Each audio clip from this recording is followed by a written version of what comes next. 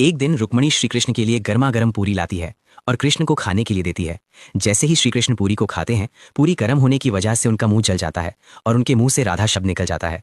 राधा शब्द सुनते ही रुक्मणी श्री कृष्ण से पूछती हैं, हे नाथ, एक सवाल हमेशा मेरे मन को चीरता रहता है। मैं आपकी अर्धांगिनी हूँ और मेरे अलावा भी आपकी बहुत सारी पत्नियां हैं, फिर आप सब कुछ में राधा का नाम ही क्यों लेते हैं? और राधा है कौन? ये तो आपकी किसी पत्नी में से भी नहीं है। फिर श्री कृष्ण कहते हैं कि अभिमान करने से पहले एक बार बरसाना जाकर राधा से मिलकर तो आओ। फिर रुक्मणी बरसाना जाती है और राधा के महल के पास पहुंचती है। जैसे ही वह महल के अंदर आती है तो उन्हें बगीचे में एक लड़की दिखाई देती है।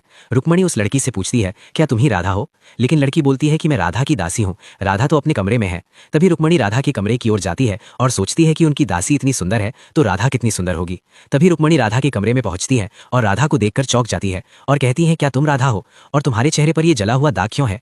तभी राधा कहती है, किसी ने मेरी कृष्ण को गर्म चीजों से दाग दिया है। अगर उसे पीड़ा होती है तो मुझे भी उस पीड़ा को सहना पड़ता है, क्योंकि हम दोनों अलग नहीं, हमारे दो शरीर में एक ही प्राण है।